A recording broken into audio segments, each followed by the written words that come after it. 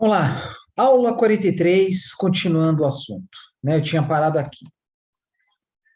Aditivos usados em lubrificantes, tá? E são muitos, muito mais do que aditivo alimentício. Então é o seguinte, os primeiros lubrificantes, como falei anteriormente, eram de origem orgânica, né? Por exemplo, sebos, óleos vegetais, até mesmo água. E depende da situação muito específica, né? Até mesmo gases, mas só que esses gases usados no próprio trabalho, né? Por exemplo, sopradores, compressores. Com o tempo, tornou-se necessária a adoção de lubrificantes de outras origens, como mineral, para aumentar a validade, a durabilidade, a resistência, né, contra a oxidação.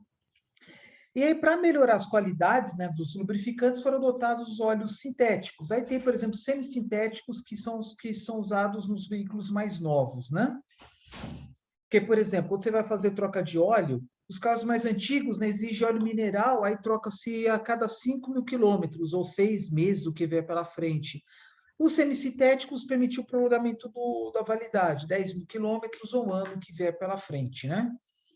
Então, vamos lá. Aditivos usados. Dependendo, por exemplo, quando falei óleo lubrificante de motor de carro, falei até o uso de 30% em volume, né? 30% de aditivos. Aí tem lubrificantes, por exemplo, os industriais, aí dependendo, é 10, até 10%, até 15%, talvez até 20%. Vamos lá. Abaixador de ponto de fluidez, isto é, para que em momentos em dia frio, ele não começa a formar uma pasta, né? Então, aumentar a resistência, né, ao frio, tá? Aditivos para alterar a viscosidade. Aí mais para frente eu vou falar dos melhoradores de viscosidade que servem a grosso modo para que não haja uma grande alteração de viscosidade com a variação de temperatura. Por quê? Porque lubrificantes em geral possuem uma diferença gritante, muito grande de viscosidade em diferentes temperaturas. Por exemplo, a glicerina. Eu já fiz trabalho com glicerina. A diferença é muito grande. A glicerina diminui muito a viscosidade com o aumento da temperatura. Agentes anti-desgaste, agentes de adesividade, né? Aí no caso é para de aderência, tá? Aderência assim é molhabilidade, né, do lubrificante numa superfície. Agentes de extrema pressão para aumentar a resistência à pressão, por exemplo, pistão no cilindro, né? Como as variações de pressão súbitas são muito grandes, né? Então precisa. Anticorrosivo, né? Para que o lubrificante não acelere a corrosão numa superfície. Anti-espumante. Anti-espumante, gente, é um agente que é muito usado na produção de determinados produtos de limpeza e até mesmo de bebidas. Por exemplo, vocês pegam uma garrafa de cachaça, você agita, ele não forma espuma. Por quê? Porque foi inserido anti-espumante na produção da cachaça. Tá? Então, qual é o problema da espuma? Ela ocupa o espaço de um recipiente fechado. E aí, ao ocupar o espaço, ele atrapalha o escoamento do líquido. Por isso que tem, por exemplo, processo de fermentação numa dorna de fermentação, num reservatório, num reator de fermentação, numa usina sucroenergética, por exemplo. Se for pensar numa dorna fechada, você tem que colocar, quer dizer, tem que colocar espumante de qualquer jeito, mas em dorna fechada isso é mais importante. Por quê? Porque a espuma pode atrapalhar o escoamento dos fluidos, né? Do vinho, do mosto, enfim, né? Então, no tanque, no reator, coloca-se espumante para que não forme espuma, e a espuma não atrapalhe a entrada e a saída dos fluidos. E no caso dos lubrificantes não é diferente, deve evitar a formação de espuma para que não atrapalhe o escoamento dentro do motor, principalmente em pequenos orifícios, espaços confinados, né, muito restritos, como, por exemplo, pistão e cilindro. Imagina, entre o pistão e cilindro, entre uma bolha. Antiferrugem, né, que é nada mais é do que um anticorrosivo. Antimanchas, aí já é mais estética, principalmente superfícies externas. Antioxidante, por exemplo, ácidos graxos, ésteres que têm ligações duplas, são mais vulneráveis à oxidação. Aromatizantes, né, que aí às vezes, né, devido à mistura do óleo, pode formar uma composição aí com odor característico, até mesmo desagradável. Biocidas, né, antibióticos, por exemplo, para evitar a proliferação de fungos e bactérias. Corante é mais para identificar um fluido com o outro, um óleo com o outro. Mesma coisa, né? Usa-se corantes também para diferenciar óleo diesel, né? Por exemplo, o óleo S500 coloca um lubrificante de cor, quer dizer, lubrificante, um corante de cor vermelha, né? Conferindo aí o óleo para o óleo S500, 500 ppm de enxofre vermelho.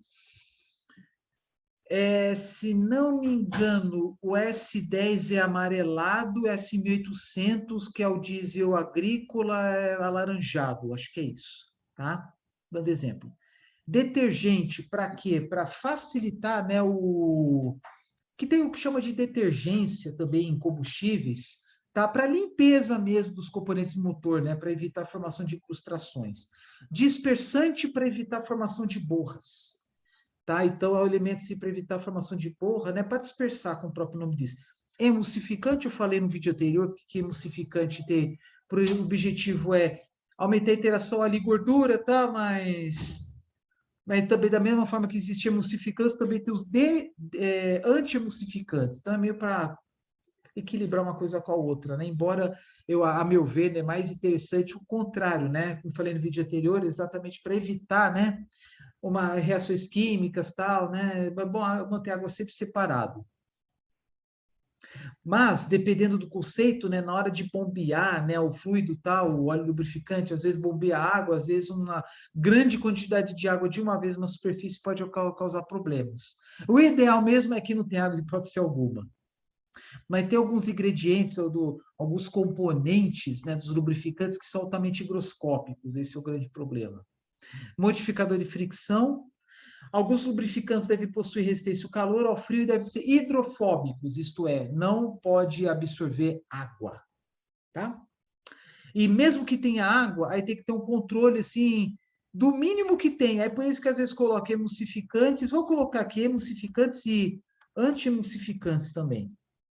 Tem um certo equilíbrio, né? Porque cai naquela história. Se tiver muita água reagindo com óleo, o óleo lubrificante altera suas propriedades. Mas,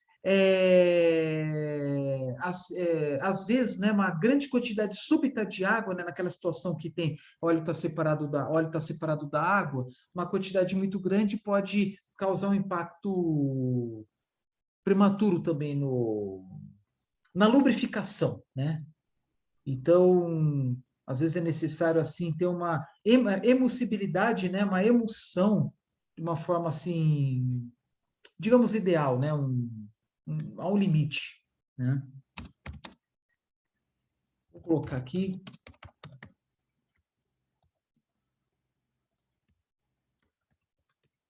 anti-emulsificantes. Pronto.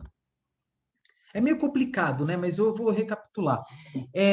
Emulsificante, né, para misturar, né, para reagir água com óleo, e anti-emulsificante o contrário. Então, às vezes, assim, necessita, né, de uma emulsão, uma certa emulsão, né, para que não tenha, né, grandes quantidades súbitas de água, lubrificando em determinado momento que pode ocasionar aquele ponto algum problema. Tá? Isso que eu quis dizer. Aplicações mancais, né? Buchas e rolamentos, como vocês viram várias vezes aí quando estava falando sobre rolamentos, teve um vídeo que eu falei minutos, aí, sei lá, 10, 20 minutos só sobre lubrificação de rolamentos, engrenagens, né? E caixas aí de redução, multiplicadores, né? De velocidade. Sistemas hidráulicos, aí tem pistões, sistemas pneumáticos, enfim, né? Correntes, cabos de aço, como já falei, acoplamentos, alguns acoplamentos, isso é necessário, tá? Sistemas de embreagens também, né? Embreagem hidráulica usa um fluido que tem uma função de lubrificante também, embora seja mais de transferência de carga, né? Por meio de um fluido hidráulico. Motores elétricos, aí já é graxa, como vocês viram no vídeo anterior, compressores, bombas, aí os próprios fluidos podem lubrificar partes dos compressores das bombas, sistemas de refrigeração, como eu falei, máquinas operatrizes, como por exemplo o óleo que fica no trilho, né, no guia do carro do torno, motor de combustão interna, não precisa nem dizer nada, turbinas a gás e a vapor, sistemas pneumáticos, coloca lá um fluido, né, um óleo dentro do sistema de ar comprimido, amortecedores, né, com função de óleo, com função de impacto, né? Quer dizer, diminuir impacto. Então, por exemplo, quando que eu sei que tem que trocar amortecedor? Às vezes você fica com... Às vezes você faz a troca por zelo. Ah, eu passo em locais assim onde a pista é muito irregular, por exemplo, estrada de terra, fazenda, tal. E mesmo que o amortecedor mesmo que o amortecedor não tenha vazado óleo do amortecedor, eu vou trocar por precaução, porque eu sei que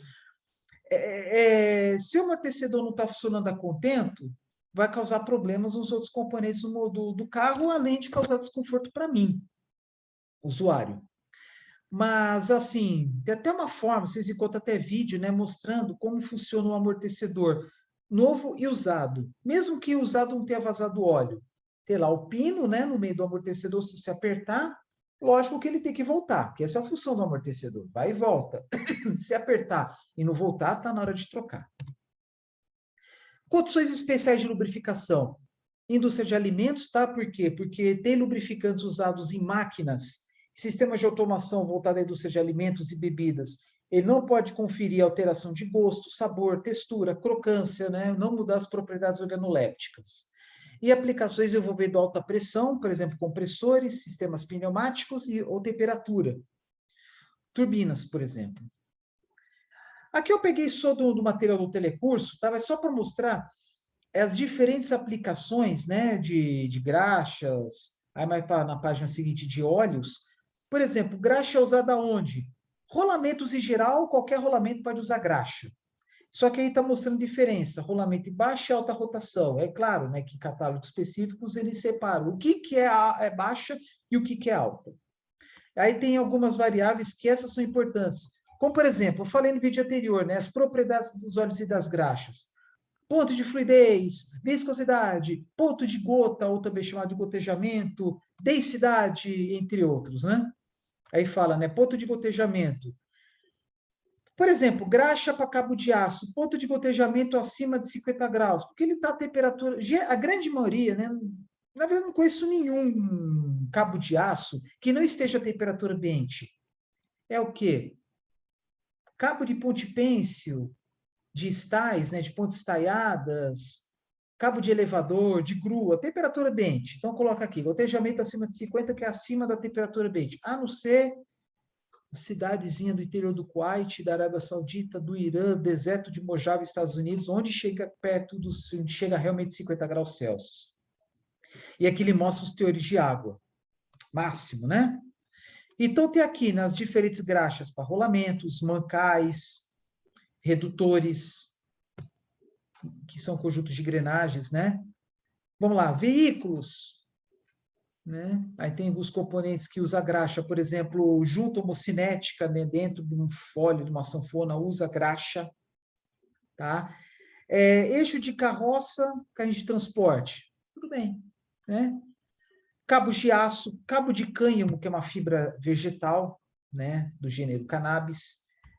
Até o século XVIII, XIX, era muito comum confecção de roupas, velas de embarcações, cobertura de proteção, né, de material para transporte, né? Depois foi substituído pela lona, por exemplo, pelo índigo, né, que é um tecido que é usado em calça jeans atualmente, enfim. Laminador a frio, né, com formação a frio, como extrusão, trefilação, né? Quer dizer, aqui está laminador, mas também tem processo de extrusão a frio.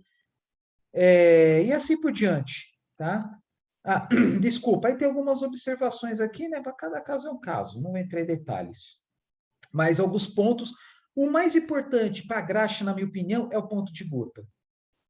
Porque a graxa é trabalhada parada. Ela não tem escoamento, não existe bomba de graxa. Graxa é parada. Então, o mais importante, sem dúvida, é ponto de gotejamento. Agora, óleos.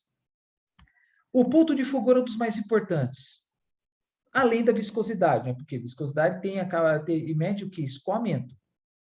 Mas também tem outros que não estão aqui, né? Que, por exemplo, é o ponto de fluidez, né? Mas quando fala ponto de fluidez, né, pode usar viscosidade, né, que tem os mesmos objetivos, verificar escoamento. Um que pode até ser menos importante, mas eu acho que é muito importante em algumas aplicações, que é o ponto de cristalização, né? Para que formar cristais, né?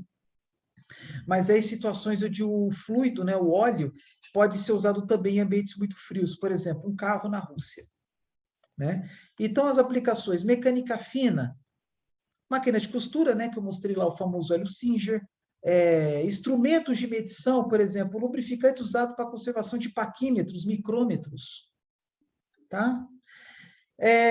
Uma máquina de escritório, talvez, por exemplo, triturador de papel, né? Mancais. Aí os diversos, né? Não vou entrar em detalhes aqui, mas ó, mancal para motor elétrico, para rolamentos em geral, tá? Enfim, eixos, né? Estradas de ferro, alguns veículos pesados, tá? E até falo assim, diferença, né, entre temperaturas, porque regiões quanto mais próximas aos polos, isto é, mais afastado dos trópicos, a amplitude térmica é maior, é grande. Então, por exemplo, pega uma cidade na Rússia, de novo, o verão é quente e, sei lá, quente 30 graus, no seu pico, e inverno 30, 40 graus, até menos, né, abaixo de zero. E aí, às vezes, devido a essa grande diferença de temperatura, você tem que trocar de fluido, tem que trocar de óleo. Talvez até mesmo nos veículos. Compressores, né? Devido à atividade intensa, altíssimas rotações, dependendo do compressor, altas temperaturas. Redutores, né? E multiplicadores também, né? Só que a grande maioria das caixas de engrenagem são redutores. Multiplicador só, o único conhecido na geração eólica. Motores estacionários, né? Motor, né? Como comentei anteriormente. Tá? Aí vocês estão vendo que os pontos de fulgor eles são bem altos, e tem que ser. Agora, motor, imagina, tem que ser maior ainda. Motor estacionário, motor para automóveis, ponto de fulgor, torno de 200 graus Celsius. Por exemplo, o fluido do arrefecimento, que é a água com aditivo, por exemplo, monoetileno glicol, fala aí resistir à vaporização acima de 100 graus Celsius, só para ter uma ideia, né? Vamos lá. O que mais aqui? Tem um aqui está escondendo? Não, tá. Motores a gás, máquinas a vapor, turbinas, sistemas de refrigeração, como eu tinha comentado. Né? Então, vocês estão vendo que os pontos de fulgor, obviamente, têm que ser maiores ou bem maiores do que as temperaturas de operação. Embora vocês estão vendo aqui turbina a vapor, ele certamente você tem vapor a uma temperatura muito maior que 165, 180. Mas onde está o lubrificante? Qual a temperatura? Porque os vapores, né, vamos supor, vapor a 500, 600 graus, ele vai atingir as pás, mas não os mancais por onde passam esses óleos lubrificantes. E também, por outra coisa também, em sistemas mecânicos onde a temperatura de operação costuma ser muito maior que o ponto de fulgor, o sistema é circulatório, um ambiente fechado. Então, por exemplo, o óleo, ele passa por um mancal de uma turbina a vapor, ele não fica parado lá. Ele é circulado. Aí passa por filtro, por trocador de calor, porque sabe, né, que há um risco de entrar em ponto de fulgor. Aí entrou em ponto de fulgor, no ambiente aí alta flamabilidade, explode, né? Então, ponto de fulgor, o quê? Menor temperatura, qual? Estado de névoa, estado de neblina, gotículas muito pequenas, ele queima. Mas esse ponto de fulgor é mais comum aonde? Combustíveis, onde o combustível, quanto menor o ponto de fulgor, melhor. Por exemplo, ponto de fulgor da gasolina, em torno de menos 40. Ponto de fulgor do etanol, em torno de 12, 15 graus positivos. Por isso que carros mais antigos, inverno, para ligar o motor a álcool, a etanol, era mais complicado. Por exemplo, meu carro que é de 2012, ter lá o tanquinho de gasolina para ser usado aonde? Em dias muito frios. Se eu usasse, né? Se eu colocasse etanol no carro, né? Só de vez em quando que eu coloco. Mas é isso, de novo, ponto de fulgor para lubrificante, quanto maior, melhor. E para combustível, quanto mais baixo, melhor, por motivos óbvios.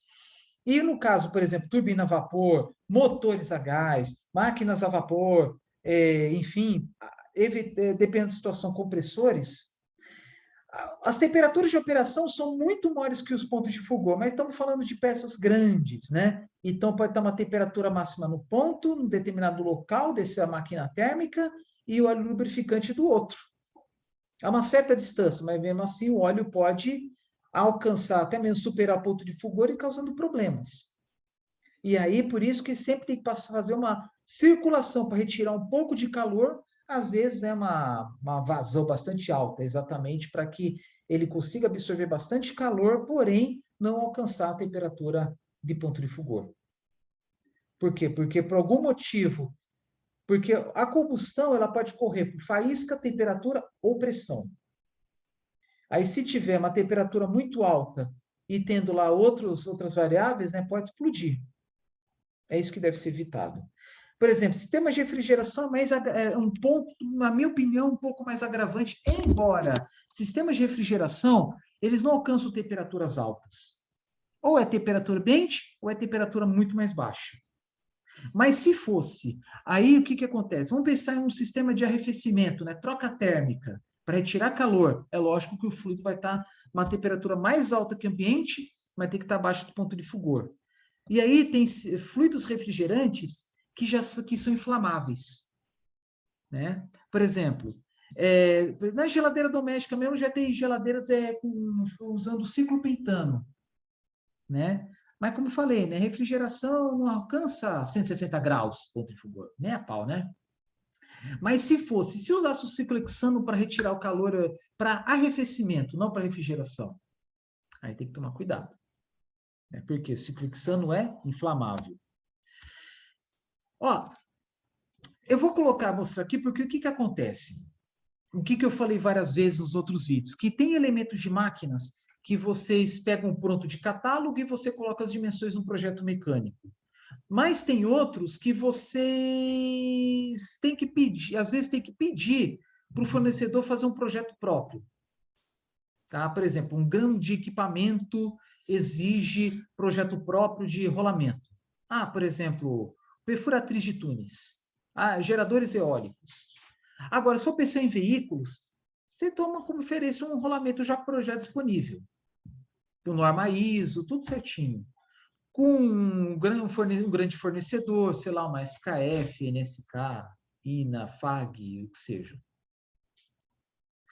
Então, com lubrificante é a mesma coisa. Não, casos muito raros que você tem que solicitar um projeto novo de óleo ou de lubrificante. Mas na grande maioria das vezes, né, a própria empresa, o próprio lubrificante tem lá seu centro de pesquisa, faz lá um projeto de lubrificante, né, e já apresenta, né, para os consumidores, no caso da indústria automotiva, por exemplo. Eu falo isso também por quê? Porque com o tempo, né, vai se desenvolvendo novos motores, por exemplo, agora tem lá motor 1.0 ou algo parecido, 1.2, 1.3, 3 cilindros. Será que é o mesmo lubrificante de um motor 1.0, 4 cilindros? Não sei. Mas uma coisa é certa, houve modificações relevantes quando houve a introdução dos motores flex. Tá? Então, às vezes você vê lá na oficina, óleo para moto, óleo para carro, motor dedicado, né? Motor apenas a gasolina, motor apenas etanol, né? Carros mais antigos, motor flex e assim por diante. Para caminhões, para picapes, para veículos off-road e assim por diante. Então, assim, coloquei uns links aqui só para mostrar, né? Tabelas de óleos lubrificantes de vários fornecedores e também específico para moto e motor diesel. Vou pegar aqui o da Petronas, por exemplo. O que vocês podem ver? Que existem várias especificações, vários óleos, e aí tem aqui os índices de viscosidade, que é isso aqui, ó, 5W30, 10W30, 10W40, e assim por diante. 20W50. Aí vocês podem ver 0W30, tá? Eu vou ler agora, acho que 4, né? Então, um fornecedor desse, que é uma empresa da Malásia, né, chamada Petronas, ela fornece vários óleos, né, para marcas comumente disponíveis no Brasil. De marcas aqui, vocês estão vendo, né, que vocês conhecem, e existem centenas de modelos de veículos, tá? Então, vocês estão vendo que tem, batendo olho, sei lá, 20 especificações de óleos, né? É comum, por exemplo, você vai lá na oficina, o cara pergunta, você sabe qual é a especificação do óleo? O cara fala, não sei, mas vê no manual, né? Então, vamos supor, no meu carro, se não me falha a memória, era 10W40. E como eu disse no vídeo anterior, já vi vídeos, né, pessoas sugerindo que para carros muito rodados aumentar a viscosidade, substituir, por exemplo, um óleo 10W40 para 20W50. Tá? E eu vou antecipar esses números, vão de acordo com os índices de viscosidade, de acordo com a época do ano. Né? O W significa winter em inglês. Então, por exemplo, número, vamos supor, 15W40. O 15 é o índice de viscosidade adequado para o ambiente aí a 0 grau. E 40 a 100 graus. Tá? Daqui a pouco você explica, vocês vão ver melhor. Tá? Então, assim, não estou dizendo adequado para uma época do ano ou para outra, porque no Brasil, né, as amplitudes térmicas são muito menores do que na Rússia. De novo, eu falando da Rússia. Tá? Mas só para mostrar os extremos, né? Porque a amplitude térmica na Sibéria é algo como 60, 70 graus de diferença. No Brasil, se for falar que 40 graus é muito. 30 graus, vamos colocar aí. Né? Então, assim, existe um padrão, vocês vão ver as tabelas depois, que adotam como referência 0 grau e 100 graus. Então, a viscosidade, o índice de viscosidade a 0 grau, por exemplo, é 15, de 15W. E a 100 graus é 40. Por quê? 0 grau, pensando no país europeu, está o carro parado. E 100 graus é quando está em plena carga, que é a temperatura do fluido de arrefecimento do motor. E, de certa forma, também a temperatura do óleo lubrificante. Tá? Que mais? Então, vocês estão vendo aí, tem uma tabela da Petronas, mas tem de Ipiranga, tem da BR, tem de vários fornecedores, da Texaco, no Brasil, né, pelo menos. E, então, é o seguinte, vou dar um exemplo aqui da GM Vectra. Está bem pequenininho aqui, mas vou aumentar um pouco. Já errei aqui. GM Vectra. Aí tem aqui mostrando, por exemplo, o Vectra tem apenas motores 2.0, 8 válvulas, 16 válvulas, aí tem a faixa, né, 2004 a 2011. Aí vocês estão vendo que uma atenção muito grande se dada é pelo ano do carro. Aí você fala, meu carro é, sei lá, 1.0, 16 válvulas, ano 2012. Como é o meu caso. March da Nissan, 1.0, do ano 2012, 16 válvulas. O técnico sabe, se falar 16 válvulas, é 4 cilindros. Mas 8 válvulas também é 4 cilindros, né? Os mais novos com 3 cilindros é o E6 ou é 12 válvulas. Né? 2 válvulas para cada cilindro ou 4 válvulas para cada cilindro. Então, o que acontece? Vocês estão vendo aqui, por exemplo, os Vectras. Capacidade, 4,5 litros. Por que tem que saber? Porque na hora lá no... Por exemplo, tem alguns postos de gasolina que tem serviço de troca de óleo. E a troca de óleo se dá usando óleo em garrafas de 1 litro, é padrão.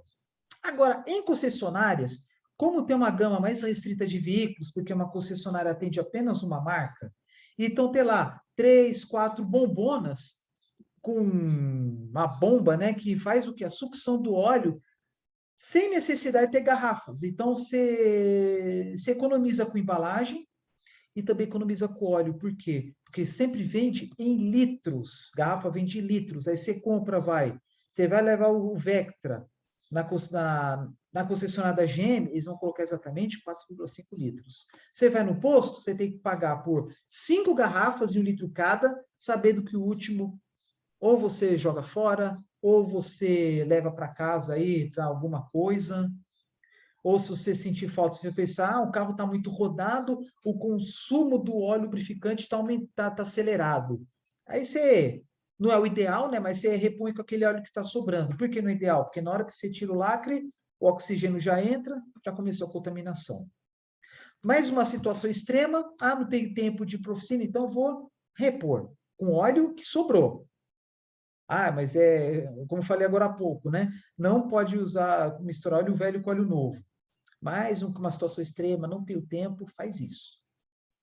Antes, misturar óleo velho com óleo novo, mesmo estando na mesma embalagem, mesmo sendo da mesma marca, procedência, do que não ter óleo. Porque no ter óleo você pode parar no meio da estrada, porque deu problema lá de superaquecimento. Se deu superaquecimento no motor, houve alteração da geometria, lá do cabeçote do motor e tal, já era. Tem que levar numa oficina e deixar o carro parado.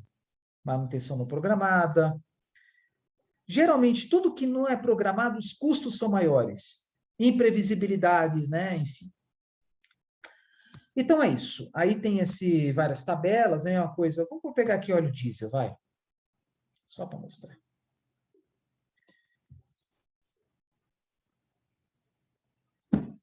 Isso aqui, por exemplo, é da Ipiranga. Mas aqui parece que a gama é bem menor de opções.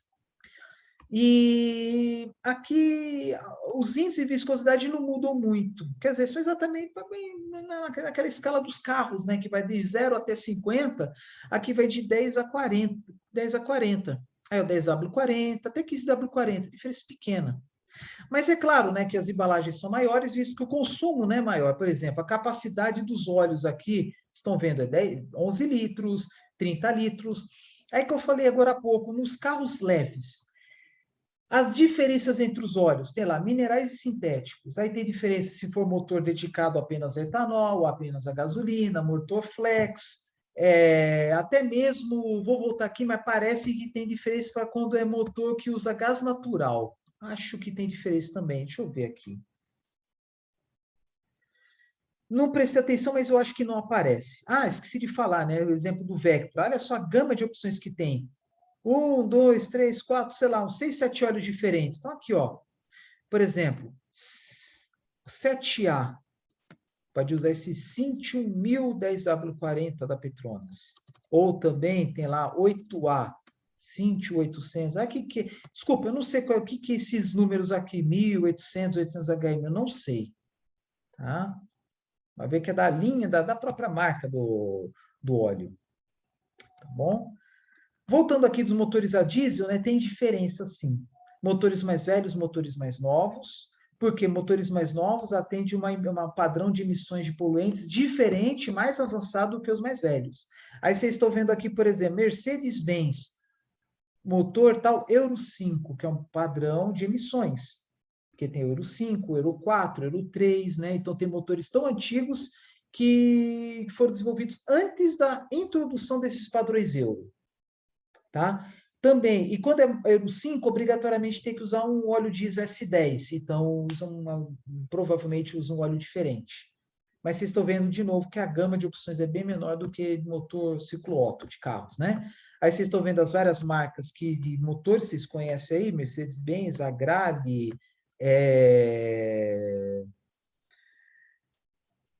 Kia, Ford, Iveco é do grupo Fiat, né?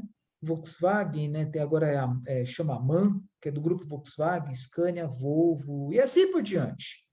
Tá? É isso. Vamos voltar aqui. Deixa eu ver.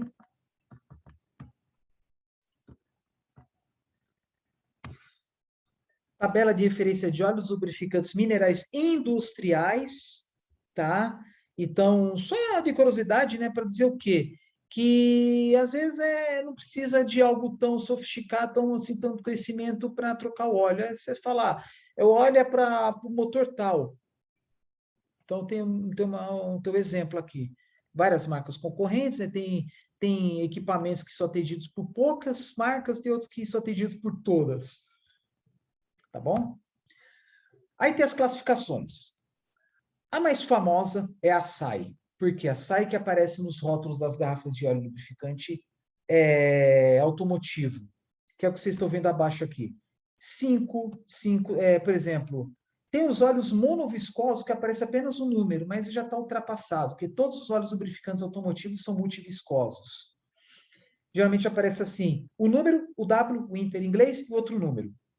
O primeiro número está relacionado ao momento mais frio, quando o carro está parado, adotando como referência 0 grau. E o segundo número, adotando quando está em plena carga, 100 graus. Então, é claro que os índices de viscosidade a 0 e a 100 são diferentes.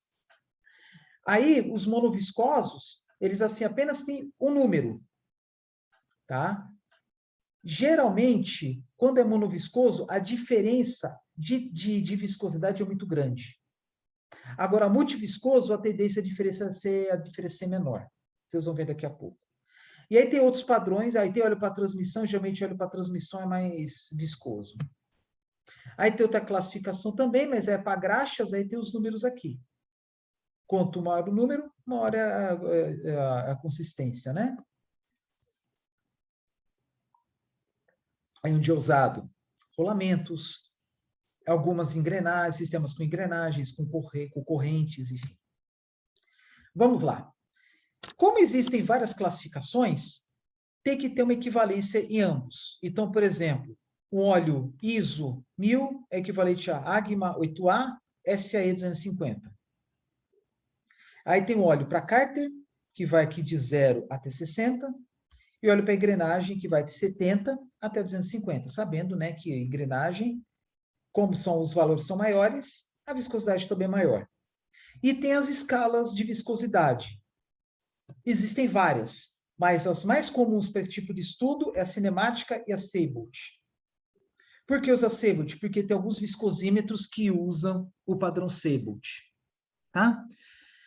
Cinemática, vocês conhecem, que vocês viram lá em mecânica dos fluidos, né? Tem cinemática e tem dinâmica, e a medida aqui Saint-Stokes. E vocês estão vendo que há diferença entre as temperaturas, né? Bom, então vamos lá. Você pode, né, por meio dessa figura, traçar uma régua, né, para mostrar a equivalência entre as diferentes viscosidades e entre os diferentes padrões de viscosidade. Aqui, por exemplo, óleos, né, SAE recomendados em relação às temperaturas externas. Aí, por exemplo, um óleo monoviscoso, tem lá, SAE 10, 20, 30, 40, né? Eles possuem uma... Daqui a pouco vocês vão ver isso aqui. Os óleos monoviscosos, eles possuem uma diferença muito grande de viscosidade no momento que estão parados e no momento que estão em funcionamento. Essa é a realidade. O grande problema é que a alteração do desempenho do motor. Uma grande diferença quando o motor está ligado faz pouco tempo e quando o motor está ligado há muito tempo. E devido a esses problemas sobre a irregularidade das características no que tange a viscosidade dos lubrificantes, para não ter essa grande diferença foram criados os óleos multiviscosos, colocando aditivos chamados melhoradores de viscosidade, permitindo o quê? Uma queda menor da viscosidade em relação à temperatura. Aí vocês podem ver nesse traço preto. Esse traço preto representa o óleo multiviscoso 15W40. Os índices de viscosidade são esses, 5, 10, 15, 20 e assim por diante. Então, o óleo multiviscoso, ele atende mais ou menos o que está representado pela linha preta. No momento de muito frio, 15. Aqui colocou como exemplo menos 15, né? Mas a gente adota padrão 0. E muito quente, que é 100 graus mesmo, 40. Tá? E pelo jeito aqui, óleo de transmissão, aí já não é multiviscoso, é monoviscoso, transmissão. Aí vocês estão vendo aqui embaixo os multiviscosos. Por exemplo, 10W30, ele pode ser usado. A grande vantagem dos óleos multiviscosos também, além de diminuir a diferença de viscosidade, eles podem atuar uma faixa de temperatura maior. Tá? Aí vocês podem imaginar, que é um dia mais interessante, em países onde a amplitude térmica é bastante alta. Rússia, por exemplo, Canadá, Finlândia, China, tá bom? Mongólia, boa parte da Europa, enfim, né? Aí tá. Aí vocês estão vendo algumas aqui, base semissintética, outras bases sintéticas. Geralmente, até onde eu sei, né, nos veículos atuais no Brasil é semissintético. E esse aqui é a mesma coisa, né, do anterior aqui, só que aqui mostrando a graduação certinha, né? Então, vocês estão vendo, tem lá, né, os vários índices de viscosidade, 10, 20, 30, até chegar uns 70. E aí, os óleos monoviscosos, eles seguem mais ou menos, ou próximos, ou exatamente igual os que estão nessa linha. Como é que eu faço uma análise para verificação da viscosidade do seu índice de um óleo? Você pega uma amostra de óleo lubrificante, você leva no viscosímetro. Aí se der, por exemplo, sei lá, 10, há uma temperatura... Aqui, por exemplo, vamos dar um exemplo aqui. Não, vou pegar outro, vai. Fazer um teste aí a 30 graus. A 30 graus, um fluido deu em torno de 6 milipascal por segundo. 6 milipascal por segundo, a 30 graus, deu como se fosse um SE10. Se aquele óleo for realmente monoviscoso, SE10, então a 30 graus tem que ter uma viscosidade de 6. E a 100 graus tem que ter uma viscosidade de 4. Desculpa, gente, eu li errado. 30 graus, SE10, então tem que dar, desculpa, é que eu não vi aqui os graus aqui, 10 elevado ao quadrado, tal, então não é 6, é 60. Então, viscosidade 60. 60 milipascal por segundo, porque está entre 10 e 10 elevado ao quadrado, que é 100, né? Agora, esse mesmo óleo monoviscoso SE10 a 100 graus Celsius, ele vai estar numa viscosidade igual a 4. Antes era 60. 30 graus era 60. A 100 graus é 4. Olha quanto que diminuiu. Agora, o multiviscoso, vamos supor aí um 10W40. A 30 graus, ele tem que estar com viscosidade de 60. 10W40. E a 100 graus, não pode estar 4. Tem que estar maior. Tem que estar igual a 8. Diminuiu bastante, mas diminuiu menos. De novo, por que isso? Para que, primeiro, estenda a faixa de operação, se for o caso, tem uma menor temperatura mínima e uma maior temperatura máxima, se for o caso. Se for pensar numa máquina, tal, se, por exemplo, uma máquina usando óleo multiviscoso, ele pode atuar a temperaturas maiores. Por exemplo, máquinas estacionárias. Mas estamos falando de máquinas veiculares, né? Veículos, motor veicular. Então, as faixas de temperatura têm que ser as mesmas da época dos óleos monoviscosos. Então, a vantagem é a diminuição uma diminuição não muito grande da viscosidade com aumento da temperatura permite o quê? Um trabalho melhor, mais adequado do lubrificante. Você não vai ter alteração do comportamento do lubrificante, por consequência, alteração do comportamento do óleo do motor. Por quê? Porque o grande problema é, quando o carro começa a entrar em operação, o motor ainda está frio. Não tem como, por exemplo, trocar o óleo de acordo com o regime de operação do carro. É o mesmo óleo, o carro imediatamente no momento que você liga, ou depois de meia hora andando sem parar, por exemplo, numa estrada. Não tem como trocar os óleos. É o mesmo. Né? Então, por isso a vantagem de ter óleos multiviscosos, para não ter uma grande diferença de comportamento do óleo lubrificante dentro do motor. Quando eu falo comportamento, é o quê? É aqueles mesmos comportamentos que os lubrificantes devem ter, que é diminuir atrito, desgaste, impactos, arrefecimento, transferência de partículas, né, sólidas e assim por diante. Pitching, enfim. E aqui as diferenças, né, entre as viscosidades de acordo com a temperatura, né? Vocês estão vendo que todo o fluido, com exceção de um outro, que é na próximo slide, todos eles alteram a viscosidade. Vocês estão vendo aqui, ó, SE140, óleo de engrenagem, né, gear oil, SE20, 30, 40. Vocês estão vendo que à medida que vai aumentando esse número, vai subindo.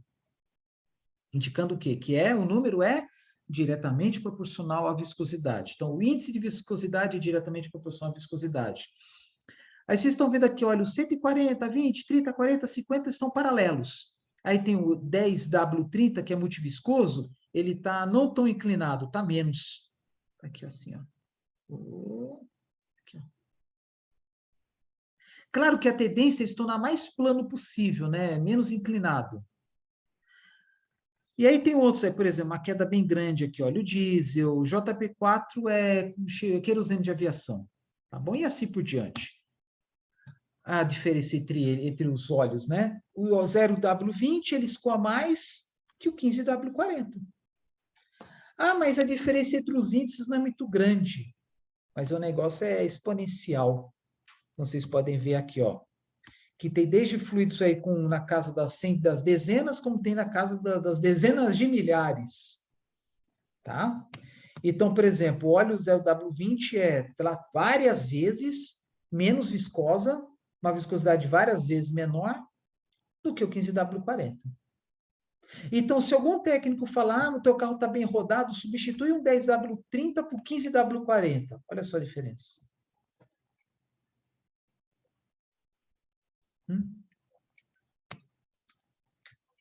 Nessa matéria não cabe falar sobre tipos de viscosímetros, aplicação, suas funcionalidades, porque já foi falado em mecânica dos fluidos, mas é só para comparação aqui, a diferença entre as viscosidades da água, né, que é uma das menores que tem, do óleo Singer, acho que é um pouco acima, não muito grande, e ó, massa de vidraceiro, 100 milhões, mas aí viscosidade em unidade absoluta, em diferenças, tá? Se colocou padrão água igual a 1, massa de vidraceiro, 100 milhões. Só que o Zé Mané aqui do tradutor, ele deve ter pego a figura aqui, eu pego a figura no referenciado e chamo de Zé Mané, né? Mas é só para ilustrar. O cara colocou aqui, em vez de ponto, colocou vírgula na casa dos milhares, típico lá dos Estados Unidos, né? Mas, enfim. Mas vocês estão vendo aqui o ingrato do Antônio aqui falar, né? Desde viscosidades mais baixas aqui, como a água, e vai aumentando, aí atingindo os óleos, né? Alguns alimentos, né? Até chegar a massa de vidraceiro, né? Só para curiosidade, isso aí você deve ter visto na mecânica dos fluidos. Outra curva, né? Vocês estão vendo aqui que tem alguns fluidos, né? Que com o aumento da temperatura aumenta a viscosidade. Aí são gases como hélio, dióxido de carbono, gás metano, ar e hidrogênio. Mas os líquidos e as pastas, né? Aí sim abaixam bastante. Por exemplo, o que eu falei, a glicerina, ele tem uma queda bem grande, tá? Há uma diferença brutal se pegar a glicerina entre 20 e 30 graus, por exemplo. Tá bom? Mas vocês estão vendo aqui, ó, óleo SE 10W30, a queda é menor. E aqui é um ábaco que eu peguei, né, um fornecedor, um dos métodos, né, de escolha de viscosidade, tá? Que ele está relacionado aí à rotação e o diâmetro de um eixo. Se for pensar, por exemplo, aí, seleção de óleo para um mancal. Aí você pega aqui a medida, vamos por 200 milímetros, há uma rotação, vamos pegar aqui, eixo horizontal, eixo Y, né? Eixo Y, traço uma linha horizontal, vamos pensar aí, diâmetro do eixo igual a 200, com uma rotação de 1.500 RPM. 1.500 RPM, vai estar bem no limite, mas vai estar numa região aqui que tem esses números aqui, 460, 220, 150, até que está muito apagado aqui, né? Mas é o quê? Os índices de viscosidade, e a partir daí, os índices de viscosidade ISO a 40 graus, e a partir desses índices você escolhe o óleo. Tá? Agora que eu estou vendo aqui tá, embaixo está melhor. Faixa de temperatura, né, entre menos 15 a 20, até chegar a 91 a 125 graus Celsius. Então, aqui você pode escolher o óleo lubrificante de acordo com o diâmetro e a sua rotação em regime permanente. Tá? Normas DIN, alemã, né? Massas lubrificantes, classificação. Aí tem aqui uma página em português que ele mostra como é a codificação. É que nem as normas ISO para rolamentos. Ah, tem lá, rolamento 6.000 e pouco. Começa com 6, sei que é rolamento radial de esferas, né? E aí tem que, né? A primeira letra, informações sobre faixas de operação, a segunda sobre o seu uso, aí tem consistência, letra de identificação adicional, aí limite inferior de temperatura. Vocês estão vendo aqui que também existe um critério de classificação de lubrificantes. De novo, não cai entrar em detalhes sobre decorebas, mas o que é importante é que os óleos, eles respeitam o quê? Temperatura, aplicação. Vamos ver melhor aqui embaixo? A primeira letra. Tipo de aplicação: rolamentos, engrenagens, juntas, enfim. E aí tem lá os símbolos, né? Massa, base de óleo mineral ou sintético, né? Triângulo ou losango. Aí tá. A primeira letra é sua aplicação. A segunda, alguma situação. Aí o que aparece aqui? Informações sobre o seu uso. Lubrificante com aditivo detergente, o lubrificante misturado com água, óleos para aumentar a produção contra a corrosão, para reduzir o atrito, dissolve com solventes, enfim, tá? Aí tem também lá os números, né, no grau NLGI, né? E aí tem suas equivalências em números no Armadin, né? Que é de acordo com a consistência. Eu estou falando de graxas, né? Então tem seus equivalentes. Por exemplo, número 2, né, naquela norma NLGI. Então aqui tem os números com base na norma DIN. Que mais? Continua aqui. Aí, por exemplo, grau NLGI igual a 2, aí tem aparência, a consistência, que vai de óleo de cozinha até queijo cheddar. É comparação só, né? A terceira letra é a questão aí da temperatura de aplicação. Por exemplo, letra K, máxima 120 graus. E o último está relacionado à temperatura mínima. E aí, às vezes, tem lá uma letra adicional, é o tipo de óleo sintético usado, éster orgânico. Ésteres orgânicos eles são encontrados, por exemplo, em óleos comestíveis e também em gorduras animais, né?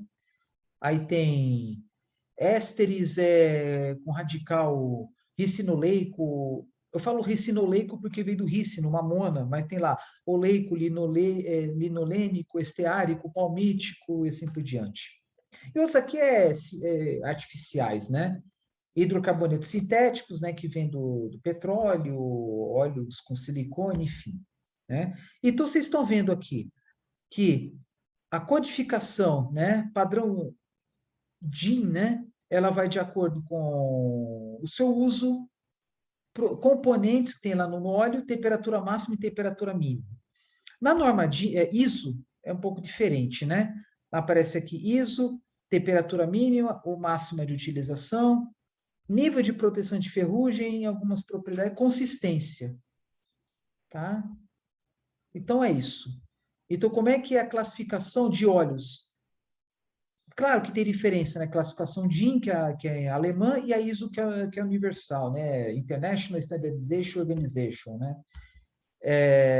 Mas, e ambos, né, tem a questão das temperaturas, mínima e máxima, consistência e aplicação. Tá?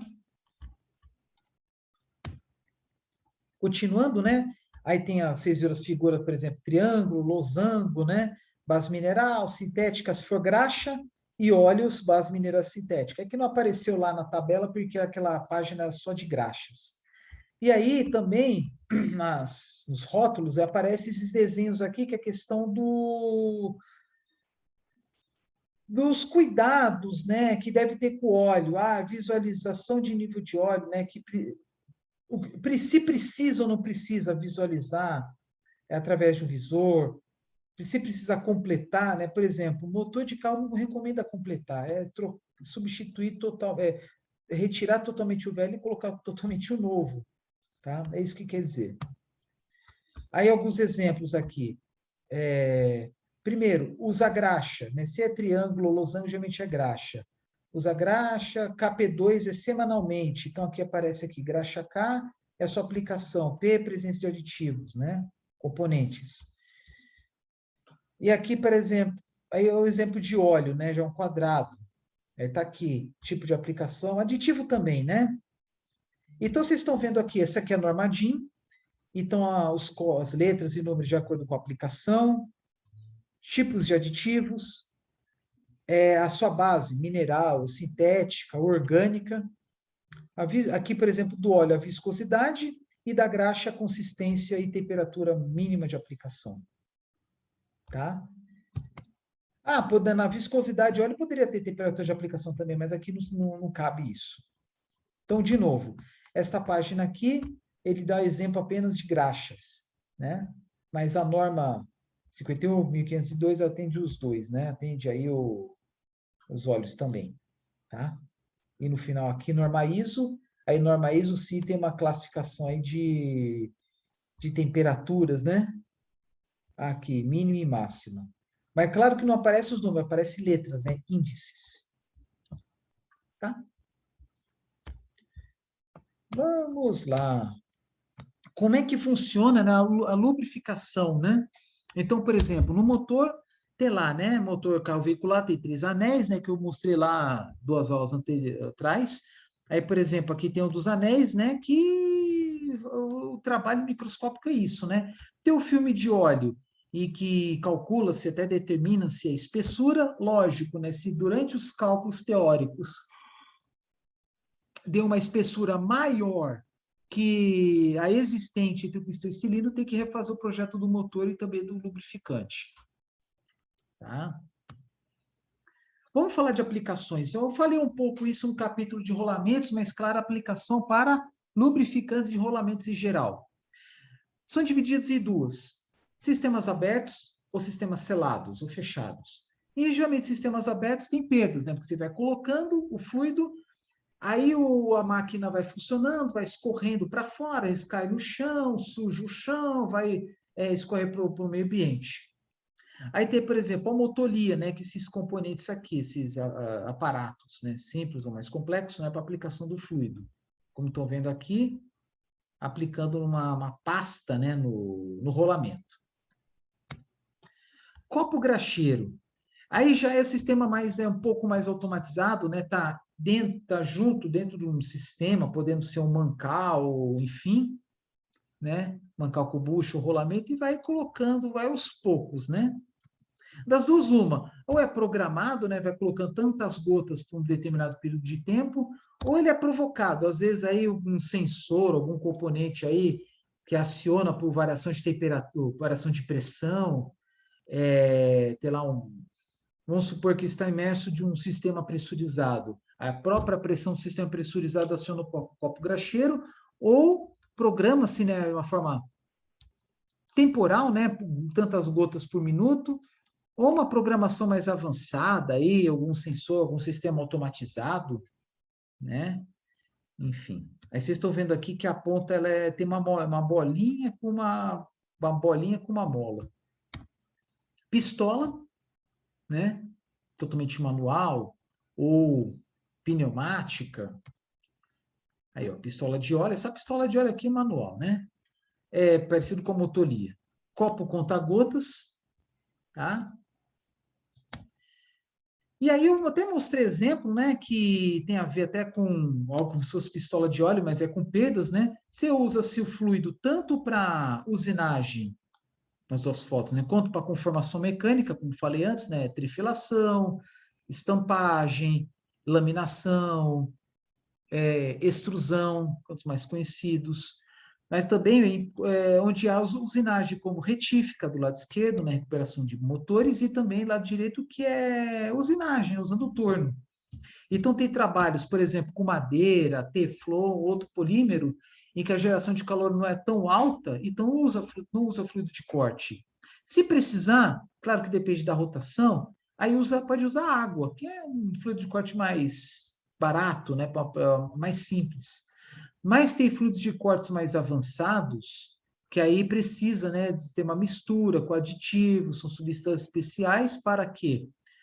Em situações onde pode gerar alta temperatura, para evitar que com contato pastilha de corte ou bit, que seja, né, com metal, ele evita aumentar a temperatura e com isso podendo gerar uma alteração da estrutura metalográfica. Então usa fluido de corte para efetuar o corte sem gerar muito calor. E também limpar, né, o cavaco. Copo com vareta, estou vendo aí com o exemplo.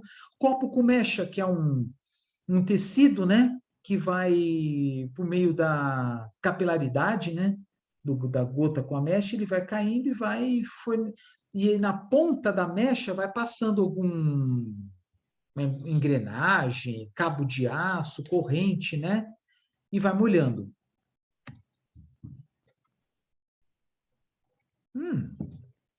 Caramba, agora que eu vi. Alarme falso, tá? Na hora de fazer a apresentação, eu esqueci de apagar. Mas dá para apagar esse aqui o próximo. Continuando. Lubrificador mecânico, tá? Outro exemplo também. Tá? O sistema com molas, enfim.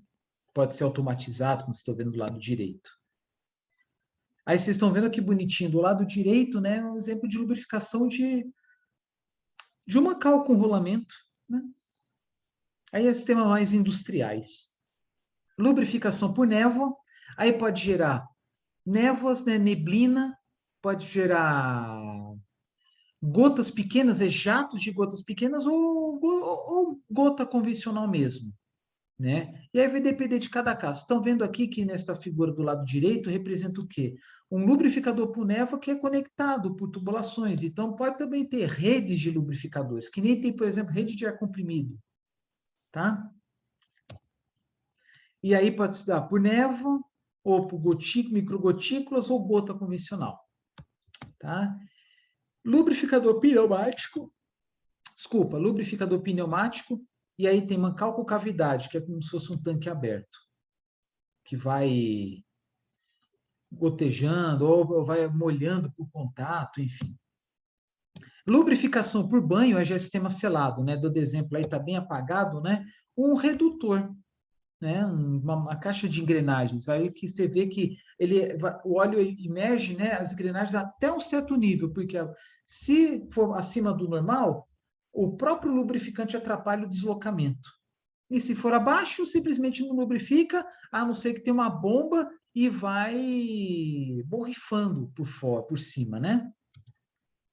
Aí estou vendo aí do lado esquerdo aqui não diz direito, né? Pode ser eu sei que são polias, né? Pode ser polia com corrente, né? Nunca vi lubrificar correia. E do lado direito, uma forma de lubrificar rolamento. No sistema fechado, aqui tem rolamento com dentro de um mancal, né? Rolamento com o seu eixo. Lubrificação por salpico, que pode ser fazer isso também em caixas de redução. Aí, por exemplo, mais comum, né, é salpicar óleo no comando de válvulas, né, nos balancins, no virabrequim, nas bielas e por baixo do pistão também, né? E claro, tem aí o filtro de óleo, tá? Tem alguns sistemas, né, não o caso de motor veicular, que tem que ter um trocador de calor. E aí tem, por exemplo, algumas formas de lubrificação por contato, usando estopa, usando almofada, que aí o eixo, por exemplo, vai passando, né, vai encostando com esses materiais e vai umedecendo de óleo, né, beber com óleo e banho com anel. Aí, materiais que eu peguei de catálogo, né, só para ilustrar, de novo, alguém colocando graxa no rolamento, e do lado direito vocês estão vendo que está todo vedado de graxa, né? E aí tem perdas, né, porque o sistema é aberto, então se tiver perda, já vai repondo. E geralmente o próprio fornecedor dos rolamentos fornece todas as soluções aí, mancal, lubrificante, pistolinha, né, enfim. Sistemas centrais de lubrificação é só para ilustrar alguns exemplos, embora algumas figuras eu já coloquei em rolamentos. Aí tem o quê? Sistemas, né, linhas, com tanques, filtros e assim vai. Tá? Vou parar de falar um pouco só para vocês darem uma olhada. E tem essas bolinhas aqui do lado direito, indicando aí os vários pontos de consumo. Podendo ser um rolamento, ou os rolamentos, ou correntes, polias, o que seja, né? Por exemplo, lado esquerdo do sistema ferroviário, do lado direito eu só ilustrei aqui um exemplo de um tanque de óleo, com um manômetro, por exemplo. Lubrificação de rolamentos, o lubrificante passa pelas setas aí de cor laranja. Tá? Do lado direito, com recirculação, a bolinha amarela representa uma bomba, e embaixo o tanque. E esses traços aqui dentro do tanque, eventualmente, é trocador de calor, não sei. Aí um grande sistema, numa indústria, por exemplo, de papel, né? Lubrificando aí os mancais das bobinas, dos rolos. Outros exemplos de sistemas industriais aí, né? Envolvendo filtro, bomba e alguns sistemas de automação. Do lado direito, vocês estão vendo aí que tem até sistemas pneumáticos, um sistema aí óleo hidráulico, né? De acionamento, né? Para o pistão.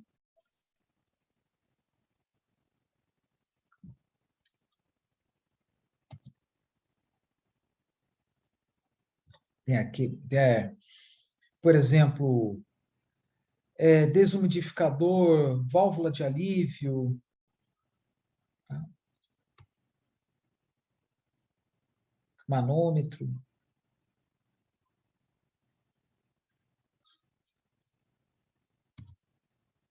Filtro de óleo, que é composto com uma malha de material com um furo graduado para que permita entrar passar o óleo e filtrar a sujeira, né? Tendo o pressuposto aí do que a gota do óleo tem um diâmetro mais baixo, menor do que as impurezas. E claro, né? Quando você vai fazer a troca total do óleo, uma manutenção preventiva, tem que substituir o filtro, você descartar o filtro, que é o quê? É um copo fechado de metal, geralmente aço pintado, e por dentro tem uma malha, já podendo ser feito de tecido natural, sintético, né? Que tem uma porosidade tal que permite entrar o óleo e impedir a passagem da sujeira. Estudo de caso, lubrificação de mancais, né? Só para mostrar, nem vou entrar, que mostra exemplo aí de projeto de lubrificação em mancais. Bem bacana, bem interessante. Tá? Deixa eu ver uma coisa aqui, acho que é melhor dar uma parada. Vou estar dando uma parada porque está acabando, né? Então eu prometi que ia fazer 3 vídeos, tá? Então o outro vai ser bem curtinho, vai ser bem rápido. Tá? Acho que já está ficando extenso também esse. Então é isso, tá? Eu vou parar por aqui por enquanto. É, parar de compartilhar. E aí o próximo vídeo vai ser o último. Tá? É isso aí.